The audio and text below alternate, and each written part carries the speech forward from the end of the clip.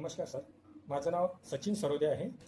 श्रमिक तालुका स्वाभिमानी श्रमिक पत्रकार संघाचा तालुका अध्यक्ष या नात्याने मी आपली एक अचानक जो दौरा झालेला आहे त्या दौऱ्यासंदर्भात काय म्हणजे भातकुलीमध्ये ग्रामीण रुग्णालयामध्ये भेट दिली, त्यामध्ये काय आढळलं किंवा कशा संदर्भात दिलेलं आहे?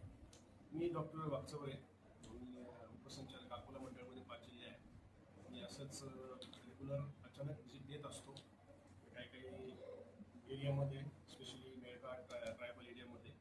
आणि आज मी भातकुली इथं व्हिजिट केलेली आहे. तिथे हॉस्पिटलची प्रथमतः मी केलेली आहे व्हिजिट. त्याच्यामुळे त्या ज्या गोष्टी माहिती मला मिळालेली आहे आणि ज्या ज्या गोष्टी मला आढळून आल्या त्याचे आदेश मी सूचना इथल्या मेडिकल सुपरिटेंडंट डॉक्टर मुलतला दिलेले आहेत.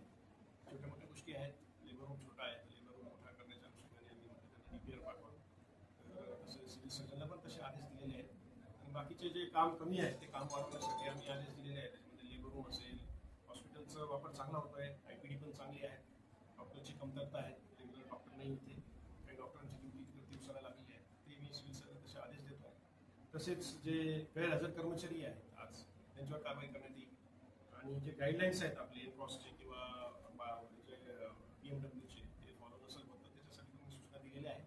आणि कामांमध्ये सुधारणा आणि क्वालिटी काम कसं होईल त्याच्यासाठी मी यांची मीटिंग घेतली आता. आणि यांना जे आदेश दिले त्याचं अनुपालन अहवाल यांना मी एका आठवड्यात पाठवायला लागतो. हा दौरा होता. Thanks sir. धन्यवाद.